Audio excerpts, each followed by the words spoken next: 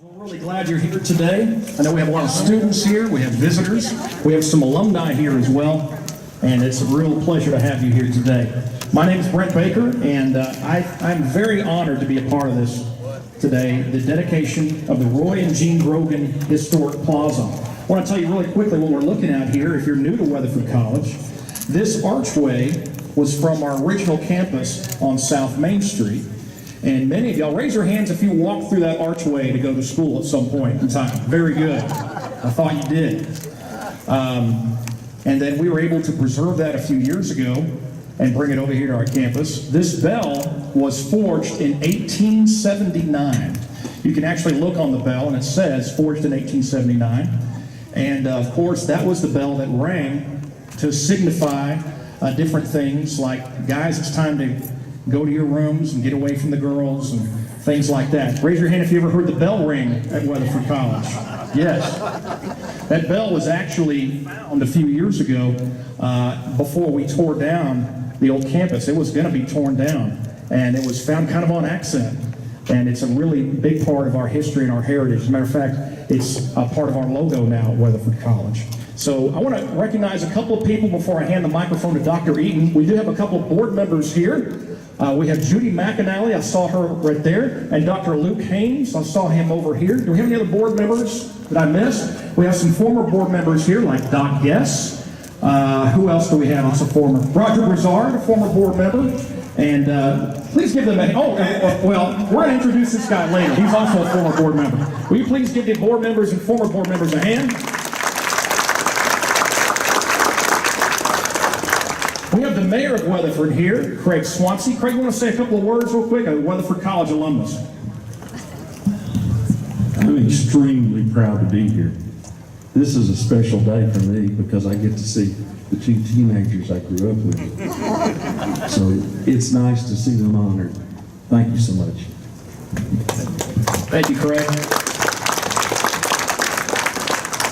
So the Grograns, y'all can have a seat, make yourselves at home. And I'd like to introduce Dr. Kevin Eaton, the president of Weatherford College. We'd like to thank all of you for being here today. I want to start out by saying I had 5 pages prepared that I was going to read, and Brent came in my office and I kind of went over them with him, and he said, please cut it down. Don't read the 5 pages.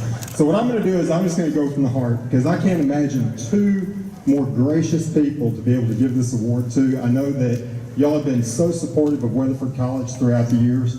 I don't know if you know, but Roy and Jeanne have been very active with Project Opportunity. Roy was actually the chairman for Project Opportunity for many, many years. Project Opportunity has paid for hundreds of Weatherford high school students to attend Weatherford College. The Grograns have given over $100,000 personally to Project Opportunity, which has come to Weatherford College. So we can't tell you how much we appreciate everything you've done on that end. I was able to read a history that Roy Joe did back about 10 years ago with a student that was trying to do an oral history for, I believe it was the University of North Texas. And I was amazed. We talk about the history of Weatherford College. I believe everybody here is aware that Weatherford College is the oldest continuing college west of the Mississippi River. We were established in 1869.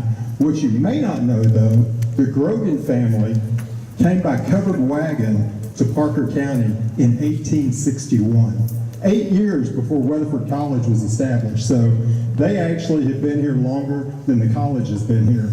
Roy Joe talked about his great-great-grandfather having 9 children. Those children each had a large number of children. His great-grandmother had 5 girls. They had a large number of children. So when he says he's kin to everybody in Parker County, he's kin to everybody in Parker County. I'm telling you, it's amazing the size of their family. And we talk about the history, and we wanted to honor somebody with the naming right. Well, I think that the Grograns have honored us by allowing us to put their name on our historic plaza. We're also celebrating Veterans Day today, so I'd be remiss if I didn't talk a little bit about Roy Joe's service. He actually tried to go into the Naval Air Corps back in 1943 after he graduated from high school. They wouldn't allow him to do it because he actually wasn't old enough. He was only 17 years old. So after spending a semester at UT Arlington and then coming and spending a semester at Weatherford College, he turned 18 and went straight to the recruiter's office and joined. He actually was, like I said, part of the Naval Air Corps and served as a gunner. And they had started a new program with the B-29 bombers because this was in the middle of World War II, and they wanted to be able to shoot down some of the kamikazes that were attacking our fleet in the Pacific. So he was one of the first ones to go and be trained as a gunner so that he could shoot down these kamikaze pilots and protect our fleet. Unfortunately or fortunately, depends on whose side you're looking from, about the time he was graduating and getting ready to go to the Pacific to fight, we dropped the atomic bomb on Japan. So there are two things I think that really stand out when I read Roy's history, and it's he's highly intelligent, but number two, he's been incredibly lucky. And the first lucky streak was he had a tough assignment during World War II because he was sent to Hawaii and he had to spend 9 months in Maui. So I really felt bad for him knowing that he was in Maui for 9 months. He did actually see something that most of us will never see. He witnessed a tsunami that actually hit in Hawaii back in 1946, and he was one of the individuals that was sent over there to help clean up in that time. So when he finished his service those 2 years, he came back to Weatherford and went to Weatherford College, and after coming to Weatherford College and graduating, he decided that he was going to apply to Harvard. I talked about being intelligent and extremely intelligent. Not only did he apply for Harvard, but he was accepted. The problem was he was put on a wait list for a year because the people that were returning from the war that had already been students at Harvard had the first rights when they came back. So he was actually visiting Duke with a professor from Weatherford College that he had befriended, and decided, you know, when he got the letter from Harvard saying he's going to have to wait a year, he thought he'd just go ahead and apply for law school at Duke Law School. 3 years later, he graduated from Duke Law School. After graduating from Duke Law School, he decided, well, I'm going to come back to Weatherford and open a law practice. Well, the problem is the Korean War was kicking off at this time. So he thought since he was in the reserves, there was a good chance he was going to get called up. So he decided to go to Grand Prairie and talk to a commander at Grand Prairie about what was going on during that period with people that were in the reserves. Were they going to get called up? He said, hey, I just finished law school. I'm going to open my law office in Weatherford. I need to buy some law books. He said, I need to know what to do. And this commander looked at him and said, son, nobody on God's green earth can tell you what to do. Roy said, oh, okay. So he thinks he's got his answer. He starts to walk out. He gets to the door, and the commander said, but I tell you one thing, I wouldn't buy any damn law books. So he realized that meant there's a good chance he's going to get called up for the Korean War. So he went to downtown Dallas that day and applied for the FBI. And 30 days later, he was in Washington, D.C. as part of an FBI training class. He stayed in D.C. for a little while, did his training. Then he found out that he was going to his first base in Los Angeles. Well, here's the good part. We talked about him being lucky. Here's the part about him being lucky. Other than being in Hawaii, clearly, for 9 months. The part about him being lucky is when he was a month away from coming back, he called Jeanne up and said, hey, I'm going to be coming through in about a month, and I was wondering if you might like to get married at that time. Well, Jeanne, being the smart woman that she is, I do want to tell you one other thing. At the time, she was at the University of Texas, and she was selected. Oh, you weren't at the university? Well, that little story I read said she was at the University of Texas, so we're going to pretend she was. One thing I do want to tell you about the University of Texas, though, when Jeanne was there, it said that you were selected, and correct me if I'm wrong, out of 15,000 students, one of the top 10 most beautiful women on campus. Is that correct? Today, I say you're still one of the top 10 most beautiful women. You haven't aged a bit. But the funny part of this story is, he asked her to marry him. Clearly, she didn't give him an answer because he was in a class a little bit later, and a gentleman walked in and said, and this is while he's in D.C., he said, is there a Grogan in here? And Roy Joe raised his hand, and the gentleman looked at him and said, she says yes, and walked out. So that's how he found out that she had accepted his proposal. And I thought that was great. She had actually sent a wire to the bureau saying that yes, she would marry him, and they gave that message to him in class. So this has been a great love story. You've been married for how many years now? 65 years. That's amazing. I talked about the family coming in 1861. I started counting with your great-grandchildren. That would put them as the 7th generation of Grogans that have lived in Parker County. That is amazing. Okay, I'm going to fast forward a little bit. He served in the FBI. He got a call from Jack Borden. Jack Borden also used to be in the FBI, and Jack Borden was an attorney in Parker County in Weatherford.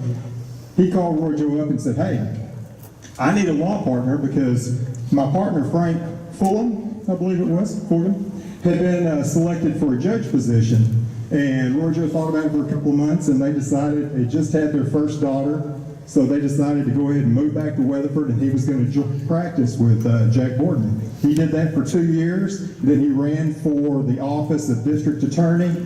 He was selected as the district attorney by our voters, and he served as district attorney for 4 years. And then when he got out, he became law partners again with, I believe, Judge Fulham. And during that time, Gabe Vick, y'all brought Gabe Vick into the practice. Later on, you brought Tom Vick, his son, in. I think you had Max Smith as a partner as well. So you practiced with them until, I want to say, 1977. At that time, you'd been involved in many business ventures outside of your law practice, and those things took over. So from 1977 till today, the Grogans have been very active in many outside ventures. They've been very successful. They've been a huge part of not only Weatherford College, but Parker County. The biggest part, I have to say, for Weatherford College is Roy Joe was on our board of trustees from 1965 to 1978, I believe. And during that time, he was responsible for buying the land that our campus is on today. He also had 9 buildings in 1968 built on this land. When they purchased it, they said it was 100 acres of land on a hilltop outside of Weatherford.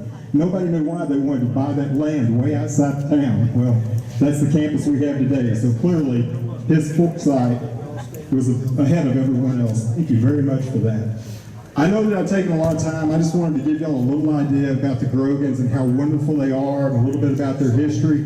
As I said to begin with, I can't imagine 2 more deserving individuals than Roy and Jeanne Grogran. I want to thank y'all so much for everything you've done for Weatherford College, and I hope that you will accept this as a small token of our appreciation for what you've done. Thank you.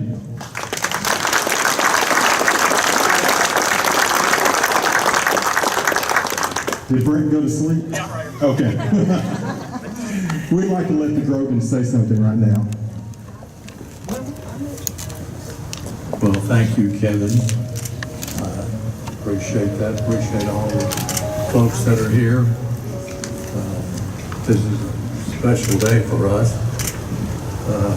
We've had a lot of opportunities to express ourselves, but this is one of the best ways that I know. And I want to appreciate all of you who've come. I've got family out here somewhere. Looking at my grandson, Tyler Milton over there, is a lawyer in Dallas. My daughter, Janine, my son-in-law, Larry Milton, and down there, Brock Milton, my great-grandson. And one of the important gals in my life is here, and she's been my secretary for 46 years, Carolyn Norman. Hold your hand up, Carolyn.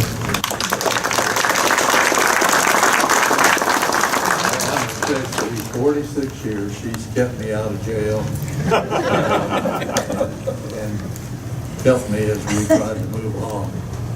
I want to give Jeanne this opportunity, and she said to me as we were leaving the house, now don't forget, I've got a few words that I want to say.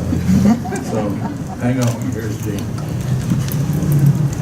Well, first, Kevin, this is an ideal thing to honor God. It's perfect. He went through a lot getting it out here because it was way out in the country then. And they said, why do you want to move Weatherford College from South Main to that way out there place. And we got some very interesting phone calls, by the way, that weren't too appealing. But he weathered that storm.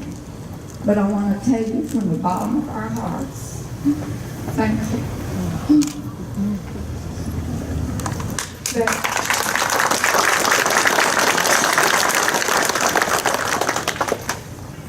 And I want to tell you that on the 4th of October of this year, Roy celebrated his 90th birthday.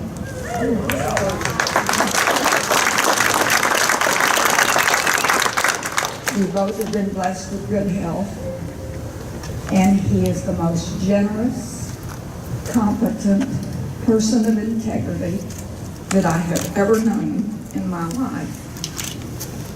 And people who know him say the same thing. He is remarkable in many ways. But I'm along for the coattails. So with my name there, I'm just dragging along behind him because I thank you for honoring him.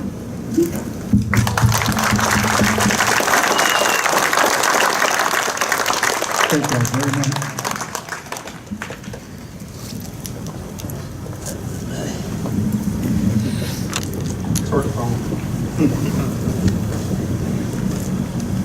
Jeanne, I appreciate your words. We're honoring both of you today because,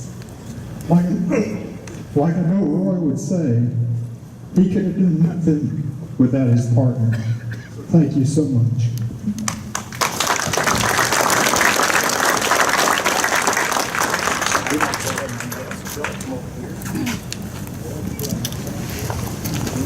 We're going to unveil our granite plaque. Let everybody see the Roy and Jeanne Grogran Historic Plaza. Whenever y'all ready, pull it off. All right.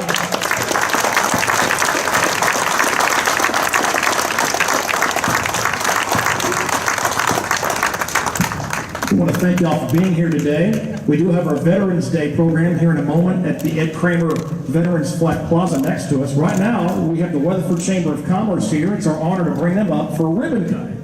And Peggy, we're going to do this right here at the plaza. We want many of y'all in the picture as you can. If you want to be in the picture, get behind here because she's going to be over here on this side taking the picture this way. So we'd love to have y'all in the picture behind. Here we go. Dr. Eaton, let's get our board members in there as well. Let's get our past board members, Roger. Doc, if you'd like to come up, we'd love to have you. And everybody just fill in behind. Y'all are part of this. Come on. Everybody move in. I don't see anybody moving. Come on. Here we go.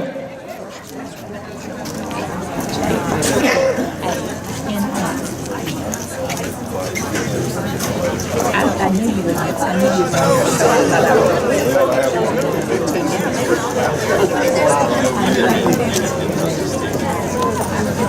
You want to get in there? Everybody wants to say anything?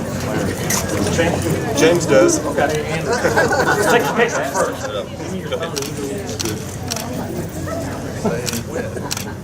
She will. Okay, everybody ready? Automatic. I'm going to count to 3, and when I say cut, you really do cut it.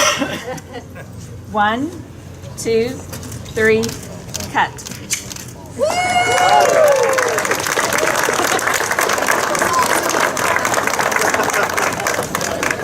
Thank you all for being here. Please stick around for our Veterans Day commemoration here in a few minutes.